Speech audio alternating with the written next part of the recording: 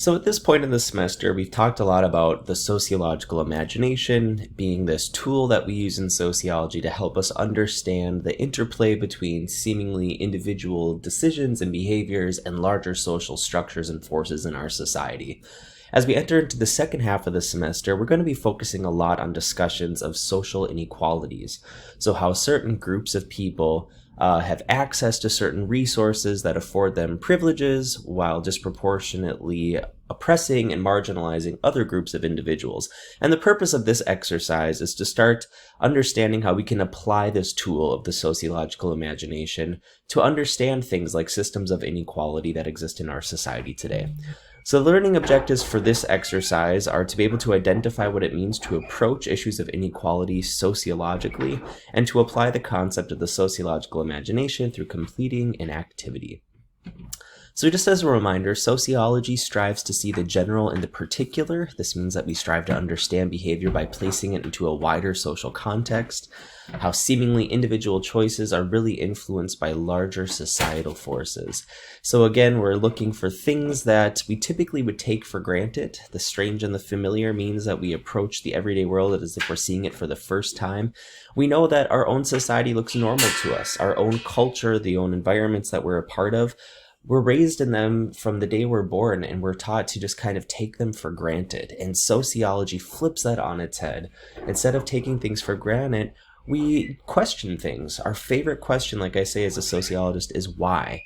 And part of seeing the strange and the familiar and the general and the particular oftentimes mean we have to challenge or question our own upbringing, our own culture, the own environments and societies that we're a part of. And that's what this exercise that we're going to be doing today is about. So you'll see here we have this little cartoon slide with this little fictional character in there. And it's titled Mason's Troubles. And the cartoon says, "Hi, I'm Mason. I have some troubles.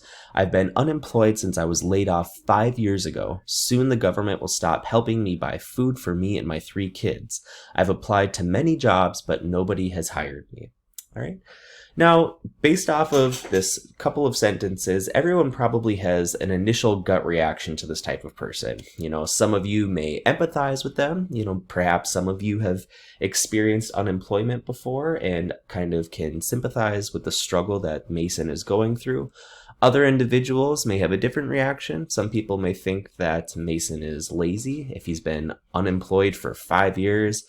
He's clearly not trying hard enough to get a job, and so you may think that he deserves to lose his government benefits, right? So does Mason remind you of anyone you know or have heard of anyone in your own life?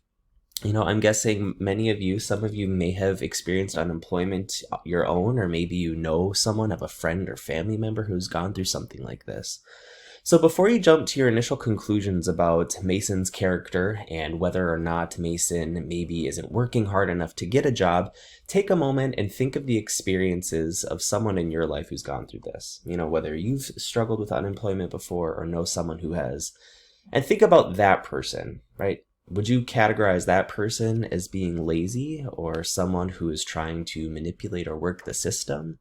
Or was that person maybe just really in a difficult spot? Were there potentially some structural barriers in place that prevented that individual that you know of from getting a job? Maybe they were like Mason, someone who's been trying really hard, applying to a lot of jobs, but just not getting any offers for some reason, right? Just reflect on that for a second. Now, this next box represents the popular discourse happening in Mason's life. So this is what the people who know Mason are saying about Mason because Mason hasn't had a job for 5 years. Mason's mom says Mason is lazy. Mason's neighbors are gossiping and say that Mason was foolish to have kids. John says Mason isn't trying hard enough to get a job. And Sally tells Mason that Mason should have gone to college. The man at the post office is even blaming Mason and saying that his culture, or Mason's culture and lack of values, are the cause of him or Mason not being able to secure a job.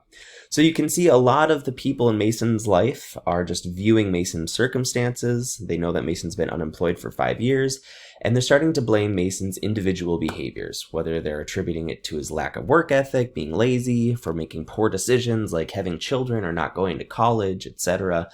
These people in Mason's life are blaming Mason, the individual, rather than taking a step back and considering, well, what is the system doing to affect Mason's ability to get a job?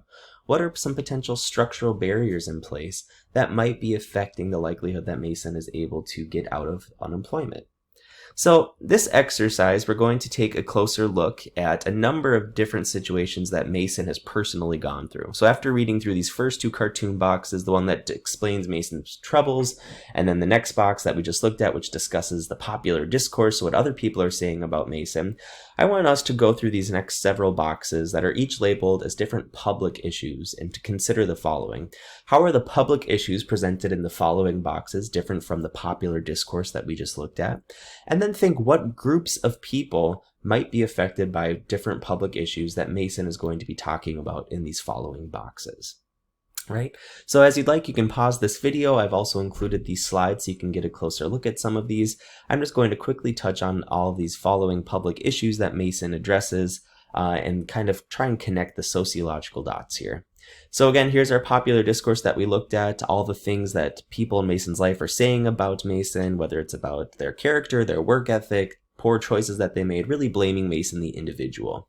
But now here, this is the public issue box, the first one we'll look at. This is what Mason is telling us. So this is Mason's story. Mason applies to about 5 jobs a week. Mason gets lots of interviews, but they never call afterwards. Oftentimes, hiring managers look surprised. They always ask, "Do you speak English?" Yes, Mason is from Madison, Wisconsin. One time they said Mason could work as a secretary, even though Mason applied for a stock position. All right. So based off of this experience that Mason has had, take a moment and reflect what groups of people might be affected similarly to the things that Mason is experiencing here. All right. If you'd like, you can again pause the video. I'm just going to carry on. But here we learn that Mason is actually applying to a lot of jobs. He's applying to 5 different jobs a week, and he's getting lots of interviews. So they're calling him in, but they never offer him the job afterwards. So we hear that Mason, oftentimes when he goes in for interviews, the managers are surprised and ask, "Do you speak English?" So maybe we consider Mason might be perhaps a person of color. People might be making assumptions that Mason is not a native citizen to the United States and therefore might question his ability to speak English. One time they said Mason could work as a secretary even though Mason applied for a stock position. So another clue we may be getting here that maybe the name Mason in our society, stereotypically labeled as being a masculine name, maybe people are presuming that Mason was going to be presenting as a man, and perhaps Mason was a woman or gender fluid. And so when Mason comes in, they, even though Mason was applying for a stock position, they're offering Mason work as a secretary. There could be some gender bias there. Maybe they don't think that women are capable of completing the jobs that that Mason is applying for.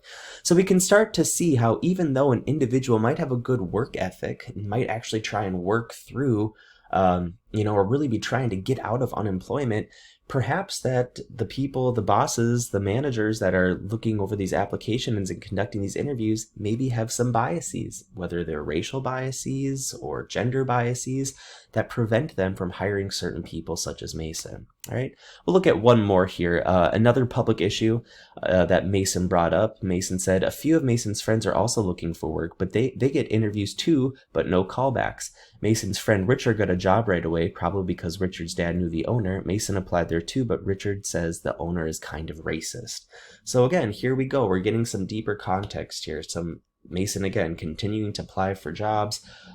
Friends are getting interviews too, but no callbacks. Perhaps Mason and Mason's friends are people of color, and that they're finding that some of these job owners in the city or the community that they live in might be kind of racist, affecting their ability to get hired in comparison to other individuals.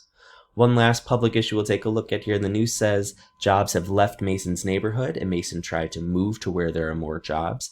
However, the apartments were always leased just before Mason showed up to see them. If they weren't leased already, the deposit was too large.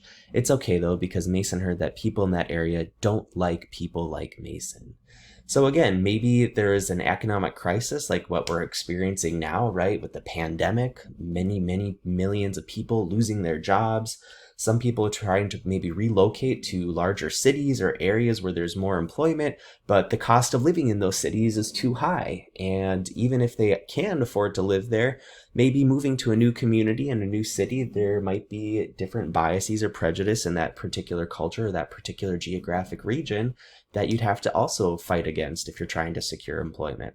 So I won't go through the rest of these. There's a few more slides with different public issues, all of which just try to get at the point that even when an individual is experiencing something like unemployment and they try to get hired, they're trying to apply for different jobs, we can't control the structural barriers that are in place that might negatively affect an individual's chance to get hired. The reality is that we live in a society where things like racism and sexism and homophobia and transphobia and Islamophobia and xenophobia are realities, and they do affect the way that people are treated.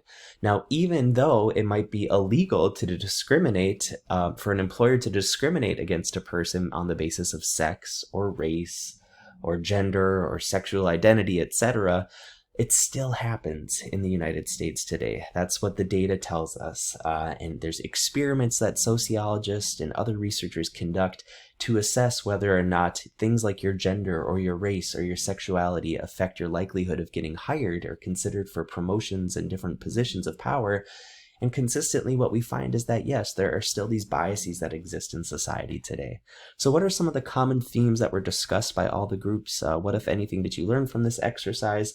The point of this exercise is just to help you understand that while we as a society might have this popular discourse where we're quick to blame individuals for their own mishappenings, quick to blame a person if they lose their job, if someone's unemployed, we're likely to point a finger at that individual and say, well, that person was just lazy. They weren't working hard enough.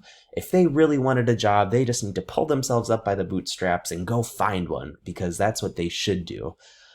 But maybe we don't take the time to take a step back, ride up into our hot air balloon, and look with our sociological imagination to consider, all right, if this individual has been unemployed for so long and they've applied to so many different jobs, and they're a qualified candidate, but they still aren't getting hired, what structural barriers might be in place? What structural forces might be affecting this individual's ability to get a job?